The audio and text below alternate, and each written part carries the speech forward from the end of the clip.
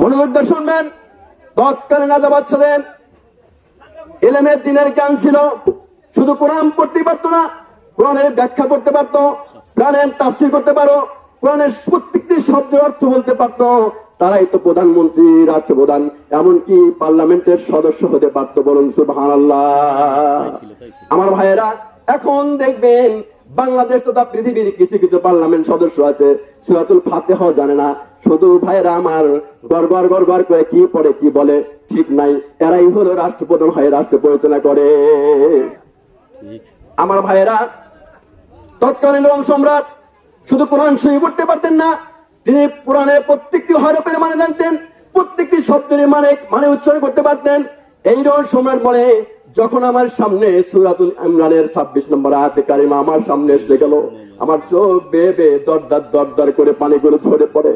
আমি বলি, আজকে তো আমি 7টা প্রদেশের রাজা হয়েছি, কিন্তু এই আয়াতে কারিমা সত্য ঘটনা। যদি তাই হয়, কখন যেন আমার এই বাদশাহী চলে যাবে, সঙ্গে সঙ্গে পথের ভিখারি হয়ে যাব। আমার ভাইরা, এই চিন্তা করতে করতে আমার ভাইরা গভীর রজনী হয়ে গেল, শেষ রজনী হয়ে গেল। তাহাজ্জুদ নামাজের জন্য উঠেছেন। এতে পূর্বে দেখতে পেলেন বাড়ির কাছ দিয়ে যেন একটা হরিণ দৌড়ে চলে যাচ্ছে। তাফসীরে ভাবে এসেছে, কুল্লাহুম্মা মালিকাল মুলকি তুতিল মুলকা মান তাশাউ। এই আয়াতের তাফসীরে এবারে বর্ণনা করেছে, ওই যে যখন রোম সম্রাট তাহাজ্জুদের নামাজে উঠেছে, হঠাৎ করে দেখলেন কেমন যে একটা হরিণ বাড়ির পাশ দিয়ে দৌড়ে দৌড়ে চলে যায়। কে দিল, কার হরিণ চলে যায়। এবার রোম সম্রাট ওই হরিণের পিছে পিছে দৌড়ে দৌড়ানোর চেষ্টা করলো। আমার ভাইয়েরা, বর্তমানে এমপি মন্ত্রীদের গাড়ি দেখবেন বড় বড় মাইক্রো কার, বড় বড় গাড়ি কিন্তু থাকে, প্রত্যেকটা এমপির একটা করে প্রাইভেট কার থাকে। ভাইয়েরা আমার, এখন কত সুন্দর ভাবে এক জায়গা থেকে আরেক জায়গায় যাওয়া যায়। কিন্তু ওই সময় মাল্টি লেভেলে কোনো চয়েস ছিল না, কোনো মোবাইল ছিল না, ফেসবুক ছিল না, অনলাইন ছিল না, কিচ্ছু ছিল না, এমনকি যান্ত্রিক কোনো যানবাহন ছিল না। ঘোড়ায় চড়ে তারা এক স্থান থেকে অন্য স্থানে চলে যেত। আমার ভাইরা, ওই রোম সম্রাটের আছে একটা মাত্র ঘোড়া, আর সামনে দিয়ে চলে গেল কি একটা হরিণ।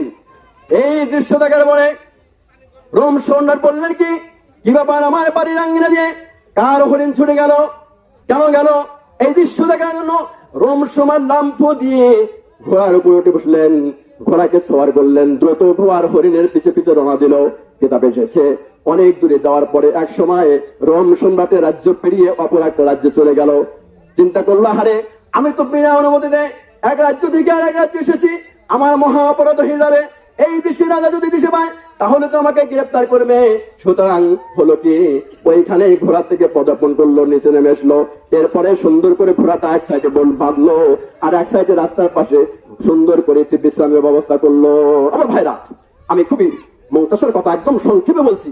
বিষয়টা হলো এমন যে তখন তো দেখেন, এখন বর্তমান কিন্তু বাংলাদেশের প্রেক্ষাপট তথা বিশ্বের ইতিহাস প্রেক্ষাপটে যারা কে কোন দল, কে কোন মানে এমপি, কে মন্ত্রী, কে কি সদস্য, সবগুলো কিন্তু আমরা মোবাইলের মাধ্যমে জানি। বলুন ঠিক কিনা?